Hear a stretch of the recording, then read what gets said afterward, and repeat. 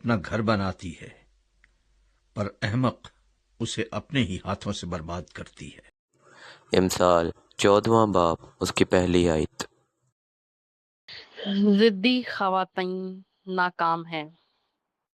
ضدی عورتیں اپنی شادیوں میں بلکہ شوہر کے ساتھ اپنے تعلقات میں بھی ناکام ہو جاتی ہیں۔ ایسی خواتین جو شوہر کے جذبات کا خیال نہیں رکھتی اور معاملات میں لچک نہیں رکھتی، ان کی شادیاں مکمل ناکام ہو جاتی ہیں، مگر ان کی زندگیاں بھی ناکام ہو جاتی ہیں۔ کیوں؟ وہ اپنے شوہر کے ساتھ اپنی انا کی جنگ لڑتی رہتی ہیں، شوہر پر قابو پانے کی کوشش میں لگی رہتی ہیں۔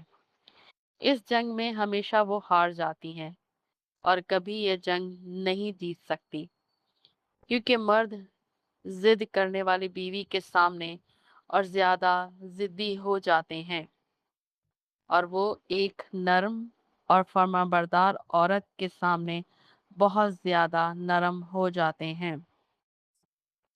ایک ضدی عورت سوچتی ہے کہ وہ اپنی رائے پر اصرار کر کے جیت جائے گی اور وہ کسی بھی مخالفت کا سامنا کر لے گی، جبکہ وہ یہ بھول جاتی ہے کہ یہ جنگ وہ اپنی ضد اور زبان سے جیت بھی جائے تو وہ اس دل سے محروم ہو جائے گی جو اسے پیار کرتا تھا اور اس کی فکر میں لگا رہتا تھا۔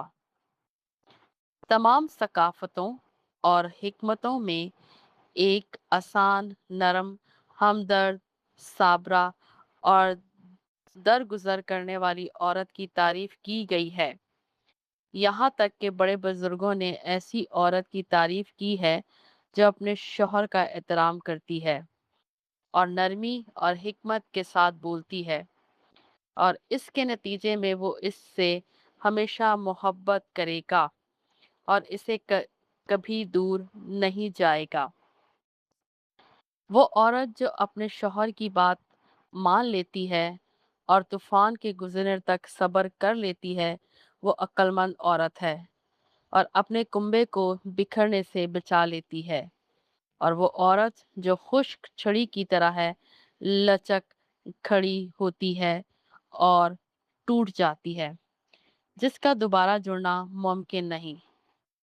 سمجھوتا نہ کرنے والی عورت اپنے رائے سے چمٹی رہتی ہے، وہ مسلسل اپنی فتح کا وہم برقرار رکھنے کی کوشش کرتی ہے، اس ضائع میں رہتی ہے کہ میں جیت گئی اور آپ ہار گئے، مگر میں ٹھیک ہوں اور آپ غلط ہیں۔ ایسی عورت دوسروں کو تباہ کرنے سے پہلے خود کو تباہ کر دیتی ہے، اور وہ دنیا اور آخرت میں غمزدہ اور مایوسی کی زندگی بسر کرتی ہے، چونکہ اسے پیار اور محبت چاہیے جو ہارا ہوا مرد نہیں دے سکتا۔ اس کی زبانی جیت حقیقت میں اس کی زندگی کی ہار تھی۔ ازدواجی مشاورات کے لمبے تجربات میں میں نے دیکھا کہ ضدی خواتین کی زندگی ہمیشہ مشکلات سے دوچار ہوتی ہیں، اور ان کے خاندانی اور معاشرتی زندگی ہمیشہ تکلیفوں سے بھری رہتی ہے۔ جو عورت یہ چاہتی ہے کہ بھرپور طریقے سے خوشگوار زندگی گزارے تو اسے چاہیے کہ اپنی زبان اور دماغ کو قابو میں رکھے اور اپنے گھر اور شوہر کے ساتھ نرمی کا معاملہ رکھے۔ گھر کی چھت پر ایک کونے میں رہنا جھگڑالو بیوی کے ساتھ کشادہ گھر میں رہنے سے بہتر ہے۔ امثال 21واں باب اس کی 9ویں آیت۔